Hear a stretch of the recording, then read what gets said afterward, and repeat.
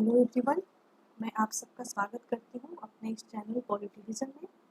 और आज हम लोग पॉलिटिकल साइंस पेपर 2 के एक और बहुत ही इम्पोर्टेंट टॉपिक को डिस्कस करने वाले हैं और वो टॉपिक का नाम है संवैधानिक निकाय। जी हाँ डियर स्टूडेंट, आज हम लोग आज के इस टॉपिक के सीरीज में जानेंगे संवैधानिक निकाय के बारे में। स्टूडेंट, हम यहाँ पे ये भी बताते चले कि आने वाले लेक्चर में हम लोग आपके यूनिट 7 के तहत, मतलब पॉलिटिकल इंस्टीट्यूशन इन इंडिया, जो आपका यूनिट 7 है पॉलिटिकल साइंस पेपर 2 का, उसके तहत आपको जितने भी संवैधानिक और गैर संवैधानिक निकाय हैं, कॉन्स्टिट्यूशनल जितने भी बॉडीज़ हैं, वो सारे आपको पढ़ने हैं। और ये इनसे क्वेश्चन हमेशा पूछे जाते हैं क्योंकि ये करंट अफेयर्स का भी पार्ट हो जाता है और आपका इंस्टीट्यूशन का भी पार्ट हो जाता है, तो इसलिए ये टॉपिक बहुत ज़्यादा इम्पोर्टेंट है। तो आज के इस लेक्चर में हम लोग जानेंगे कि संवैधानिक निकाय क्या है, साथ ही साथ ये भी समझेंगे कि गैर संवैधानिक निकाय क्या है, इन दोनों के बीच डिफरेंसेस क्या क्या है। और आने वाले और भी लेक्चर में हम लोग एक एक करके जितने भी हमारे पास संवैधानिक और गैर संवैधानिक निकाय हैं, सबके बारे में हम लोग जानेंगे बहुत ही विस्तृत ढंग से। तो चलिए आज का ये क्लास शुरू करते हैं। तो सबसे पहले हम लोग जानते हैं संवैधानिक निकाय आखिर है क्या। ठीक है, जो हम लोग संवैधानिक और गैर संवैधानिक निकायों की बात कर रहे हैं, तो आखिरकार ये संवैधानिक निकाय होते क्या है। ठीक है, तो ऐसे निकाय जिनका प्रावधान भारतीय संविधान में किया गया है, जो देश की लोकतांत्रिक व्यवस्था को चलाने के लिए अत्यंत महत्वपूर्ण है और जिनका उन्मूलन संविधान के उस हिस्से का संशोधन किए बिना नहीं किया जा सकता, वो कहलाते हैं संवैधानिक निकाय। ठीक है डियर स्टूडेंट, ऐसे निकाय जिनका वर्णन ऑलरेडी हमारे भारत के संविधान में किया गया है और इनमें किसी भी तरीके का परिवर्तन करने के लिए या फिर इनको हटाने के लिए हमको क्या करना पड़ता है, संविधान में संशोधन करना पड़ता है। ठीक है, और ये निकाय भारतीय लोकतंत्र की व्यवस्था को बनाए रखने के लिए इनकी अत्यंत आवश्यकता है। तो ऐसे निकाय जो हमारे भारतीय संविधान में मेंशन है, जो हमारे संविधान के अनुच्छेद में मेंशन है और जिनको हटाने के लिए हमको संशोधन की आवश्यकता पड़ती है, ऐसे निकायों को हम संवैधानिक निकाय कहते हैं। अब बात आता है कि गैर संवैधानिक निकाय क्या है। ठीक है, तो गैर संवैधानिक निकाय ऐसा निकाय जिसका निर्माण संसद या राज्य विधानमंडल द्वारा किसी कानून एक्ट के तहत किया जाता है। ठीक है, ये ऑलरेडी ध्यान ये रखना है कि ये ऑलरेडी संविधान में मेंशन नहीं है। ठीक है, इनका क्या किया जाता है, निर्माण किया जाता है किसके किसके द्वारा, संसद के द्वारा या राज्य विधानमंडल के द्वारा या फिर कोई एक्ट पारित करके। ठीक है, इस बात को ध्यान रखना है कि जो भी संवैधानिक निकाय है, कॉन्स्टिट्यूशनल बॉडीज है, वो ऑलरेडी हमारे संविधान में मेंशन है, संविधान में है, इसीलिए उनको संवैधानिक कहा जाता है। और जो गैर संवैधानिक है, ये संविधान में इनका कोई भी प्रावधान नहीं होता है, लेकिन जरूरत के हिसाब से हम संसद के द्वारा, राज्य विधानमंडल के द्वारा या फिर कोई कानूनी एक्ट पास करके उसका प्रावधान करते हैं। ठीक है, जिनका उन्मूलन संसद द्वारा सामान्य बहुमत से किया जा सकता है। मतलब गैर संवैधानिक निकायों को अगर हटाना है तो इसमें हमको संविधान में संशोधन करने की आवश्यकता नहीं है। तो ऐसे निकाय जो किसी एक्ट या संसद या विधानमंडल के द्वारा बनाए जाते हैं, वो निकाय गैर संवैधानिक है। और ऐसे निकाय जिनका प्रावधान हमारे भारतीय संविधान में है और इनको हटाने के लिए जब हमको संविधान में संशोधन की आवश्यकता पड़ती है, तो ऐसे निकायों को हम कहते हैं संवैधानिक निकाय। अब ध्यान रखने वाली बात यह है कि जो गैर संवैधानिक निकाय है, ये दो तरह के होते हैं। ठीक है, गैर संवैधानिक निकाय कितने तरह के होते हैं, दो तरह के होते हैं। पहला सांविधिक और दूसरा कार्यकारी। ठीक है, सांविधिक निकाय वही होते हैं जिनको हम किसी एक्ट या फिर राज्य विधानसभा के द्वारा या संसद के द्वारा नियम बना के उनका प्रावधान करते हैं। और कार्यकारी निकाय ऐसे निकाय होते हैं जिनका मंत्रिमंडल या कैबिनेट के आदेश पर ये बनाए जाते हैं और इन्हें कभी भी हटाया जा सकता है। मतलब जरूरत के हिसाब से इनको बना लिया जाता है और अगर लगता है कि अब इनकी जरूरत नहीं है तो इनको हटाया भी जा सकता है। उसके लिए संसद या फिर राज्य विधानसभा के द्वारा अधिनियम लाके नहीं बनाया जाता है। ठीक है, जैसे योजना आयोग। ठीक है, योजना आयोग क्या है, एक कार्यकारी निकाय था, अब इसको हटा के उसके स्थान पे क्या कर दिया गया है, नीति आयोग बनाया गया, ठीक है। और एक आप देख रहे हैं यहाँ पे NDC है, राष्ट्रीय विकास परिषद, ये सारे कार्यकारी निकाय के एग्जाम्पल हैं। आई होप आपको ये बात अच्छे से समझ में आ गया होगा कि संवैधानिक निकाय क्या है और गैर संवैधानिक निकाय क्या है, और गैर संवैधानिक कितने प्रकार के हैं, उनमें से कौन से निकाय क्या क्या कहलाते हैं, कैसे बनाए जाते हैं। अब हम जो आने वाले सीरीज में अध्ययन करने वाले हैं अपने आने वाले लेक्चर्स में, वो इन सारे संवैधानिक निकायों के बारे में पढ़ने वाले हैं, ठीक है। कौन कौन से हैं वो संवैधानिक निकाय में, हम लोग जानेंगे वित्त आयोग के बारे में, संघ लोक सेवा आयोग के बारे में, भारत के निर्वाचन आयोग के बारे में, राष्ट्रीय अनुसूचित जाति और जनजाति आयोग के बारे में, और राष्ट्रीय पिछड़ा जाति आयोग के बारे में, ठीक है। ये सारे हमारे एग्जाम के दृष्टिकोण से बहुत ही इम्पोर्टेंट संवैधानिक निकाय हैं, इनसे हमेशा क्वेश्चन पूछे जाते हैं।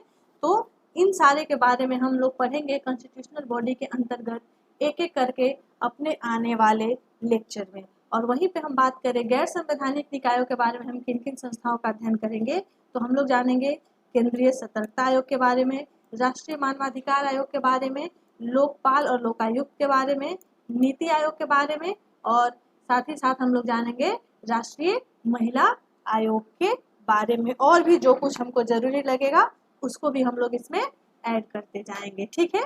तो आज की सीरीज में आप देख रहे हैं यहाँ पे कि संवैधानिक निकाय में ये सारे चीज है जो हम लोग को पढ़ने हैं।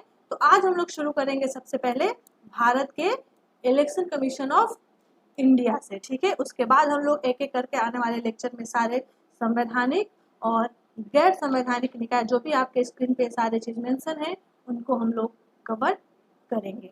तो चलिए शुरू करते हैं कि इलेक्शन कमीशन ऑफ इंडिया से, ठीक है। ये आपका एक प्रमुख संवैधानिक संस्था है और इससे क्वेश्चन हमेशा पूछे जाते हैं, तो ये आपके लिए बहुत ज़्यादा इम्पोर्टेंट है, ठीक है। तो शुरू करते हैं। तो देख यहाँ आपके स्क्रीन पे एक इमेज दिख रहा है, ये है भारत निर्वाचन आयोग का। यहाँ पे कुछ इसके बारे में डिटेल दिए गए हैं। ये बना था, इसका गठन हुआ था 25 जनवरी 1950 को। भारत का निर्वाचन आयोग का जो भारतीय निर्वाचन आयोग का हेडक्वार्टर है वो है नई दिल्ली में, और इसके जो प्रथम चुनाव निर्वाचन आयुक्त थे वो थे सुकुमार सेन, ठीक है। और अभी फिलहाल जो है वो है श्री सुशील चंद्रा। ये 13 अप्रैल 2021 को भारत के 24वें मुख्य चुनाव आयुक्त के रूप में पद ग्रहण किया है। तो ये सारे डेटा आपके नॉलेज के लिए और एग्जाम के पॉइंट ऑफ व्यू से बहुत जरूरी है, तो इसको याद कर लीजिएगा कि इसका हेडक्वार्टर कहाँ है, फर्स्ट कौन थे और अभी कौन है और किस नंबर के हैं या फिर कौन से क्रम के हैं। हो सकता है आपके फुट वाइज क्वेश्चन में इससे क्वेश्चन पूछ लिया जाए। तो चलिए अब शुरू करते हैं। यह है देखिए निर्वाचन आयोग, और इसकी स्थापना हुई थी 25 जनवरी 1950 को, संविधान के अनुसार की गई थी। प्रारंभ में यह आयोग में एक मुख्य निर्वाचन आयुक्त थे और वर्तमान में एक मुख्य निर्वाचन आयुक्त और 2 निर्वाचन आयुक्त हैं। जब इसका शुरुआत में गठन हुआ था तब सिर्फ एक सदस्यीय था, ठीक है, लेकिन बाद में इसको बना दिया गया एक मुख्य निर्वाचन आयुक्त और 2 निर्वाचन आयुक्त के साथ, ठीक है। 16 अक्टूबर 1989 को पहली बार 2 अतिरिक्त आयुक्तों की नियुक्ति की गई थी, ठीक है। एक मतलब मुख्य निर्वाचन आयुक्त और 2 अतिरिक्त निर्वाचन आयुक्तों को, लेकिन ये 1990 में इसका प्रावधान खत्म कर दिया गया, हटा दिया गया। लेकिन फिर से 1 अक्टूबर 1993 से एक मुख्य निर्वाचन आयुक्त और 2 अतिरिक्त निर्वाचन आयुक्त जो हैं इसमें शामिल हैं। तो आप फिलहाल अभी ये बात जान सकते हैं कि तब से ये जो निर्वाचन आयोग है यह बहुत सदस्यीय अवधारणा में प्रचलन में है, जिसमें एक मुख्य निर्वाचन आयुक्त होता है और 2 निर्वाचन आयुक्त होते हैं। और अगर हम बात करें कि निर्वाचन आयुक्त या फिर मुख्य निर्वाचन आयुक्तों की नियुक्ति और उनके कार्यकाल के बारे में, तो मुख्य निर्वाचन आयुक्त एवं निर्वाचन आयुक्तों की नियुक्ति जो है वो भारत के राष्ट्रपति के द्वारा की जाती है। उनका कार्यकाल 6 वर्ष या 65 वर्ष की आयु जो भी पहले हो तक होता है, ठीक है। उनका कार्यकाल क्या है, 6 वर्ष या 65 वर्ष की आयु, जो भी इन दोनों में से पहले आए।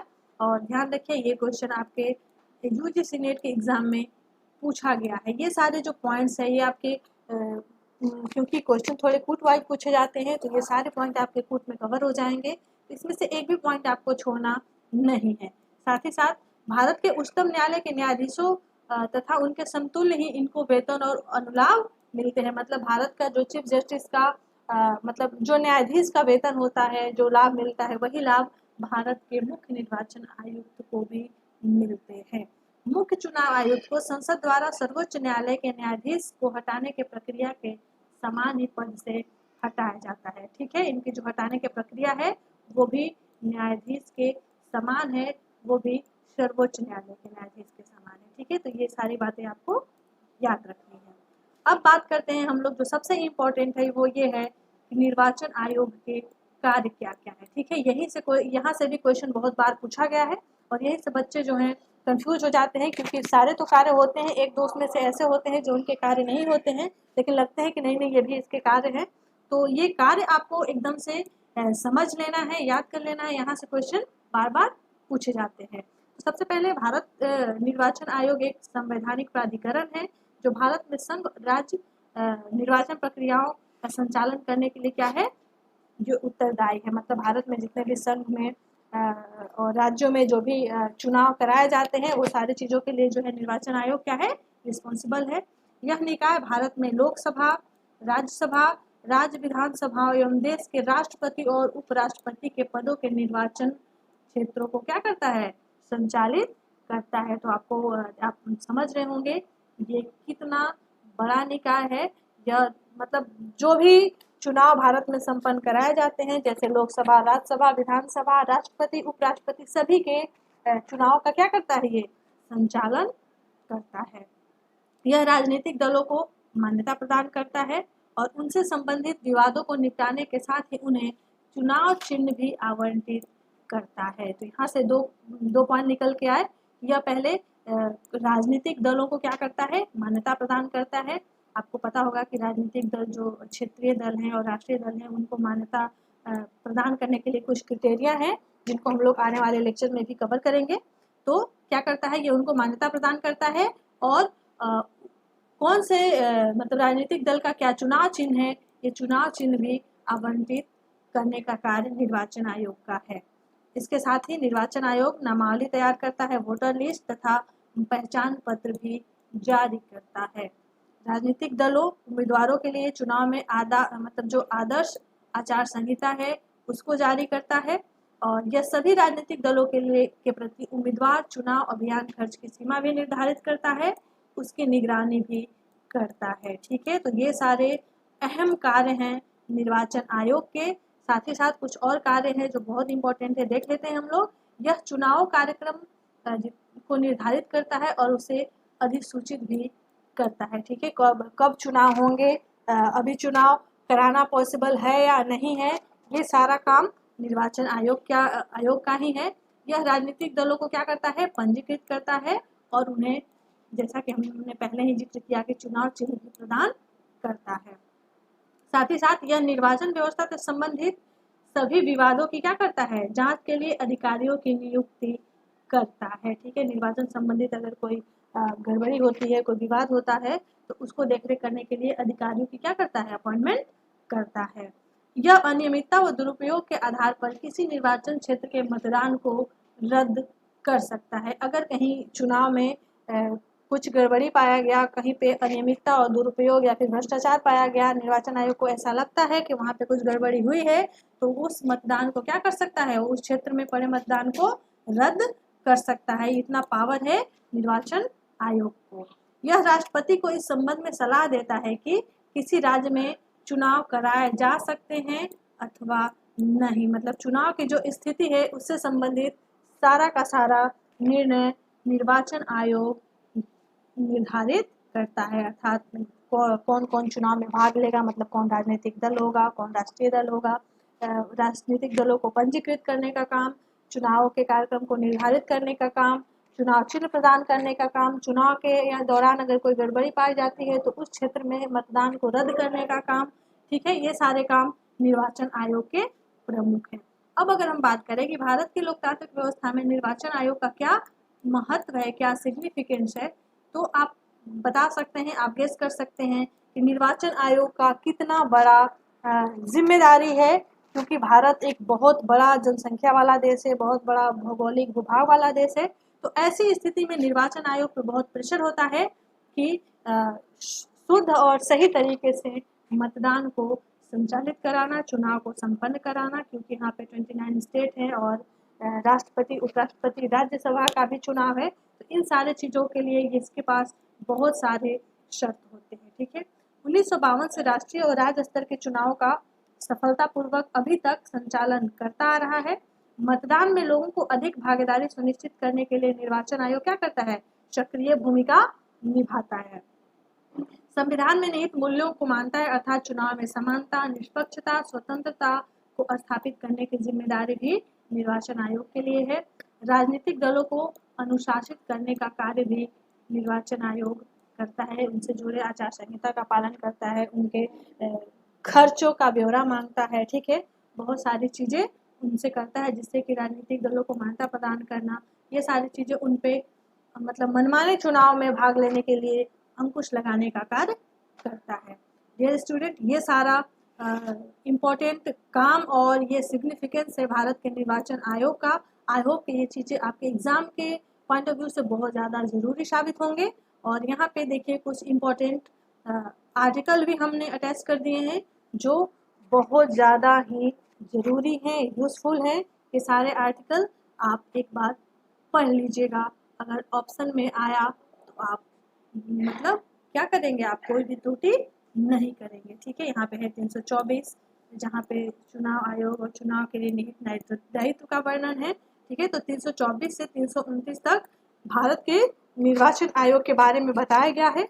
तो एक एक करके ये सारे आर्टिकल है जिसमें जो चीज़ मेंशन है वो हमने यहाँ पे आपको आपकी स्क्रीन पे दे दिए हैं, ठीक है।